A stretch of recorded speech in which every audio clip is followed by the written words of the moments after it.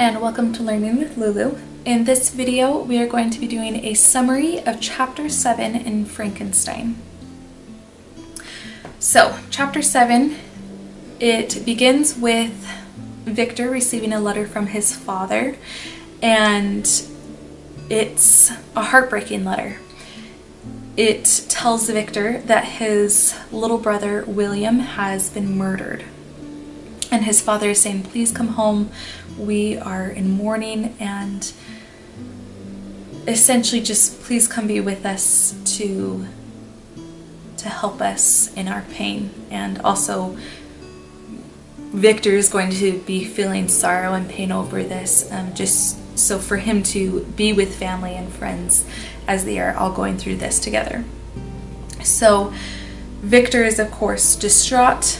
His friend Henry, he reads the letter and realizes what Victor is going through, and so he helps Victor to go get a horse and like a one-person carriage, I believe. It's got a fancy name,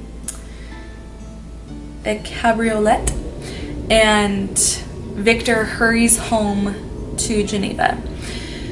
So he goes home, he gets there pretty late, and he's thinking over the letter, and as he is observing like the beautiful landscape, he's being very poetic about it, and oh, it's changed so much and all of this stuff.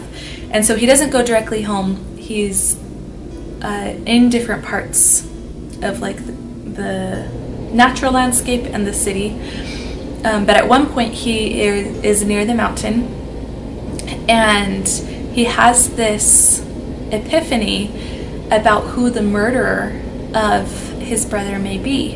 And he realizes, as he also is seeing the outline in the shadows of this storm that is currently happening, of his creation, the creature, the Frankenstein monster. And he's like, this is the person who, you know, that's who, or that's what killed my little brother. Before he can say or do anything, the creation, the creature, crawls up the mountain, almost up a like perfect vertical, and is gone.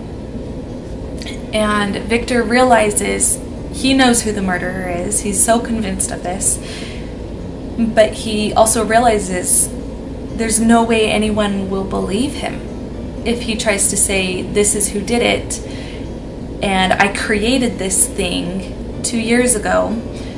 And he's like, and the timing of it, they know I was sick, they're gonna think these are just the ramblings of a madman. So anyway, it's getting closer to dawn, and he finally goes to his home. He tells his servants, you know, don't disturb anyone, let them get up at their usual pace. And Victor is in his home, and he sees the paint, you know, different portraits of family members, and he's looking at those. He's looking at the one of his mother, and he sees one of William, and he cries, you know, looking at the visual of his little brother. And then his other brother Ernest comes in, and they start to discuss. As sometimes happens when someone is feeling sad about something, once they talk to another person who's also feeling sad about it, sometimes the emotions bubble up even stronger, and so they're both sad. Victor discovers that they have accused someone of the murder. So Justine Ortiz has been accused. The night of William's murder, he was wearing a locket with the image of his mother in it. And also, side note, Elizabeth blames herself for William's death because she let him wear the jewelry. But anyway, so that locket, that was missing when he was murdered. And so that's, and also he had bruises on his neck. That's how they know he was murdered. Anyway, Justine Ortiz, she came up as having that the jewelry that William had been wearing. So she's been accused.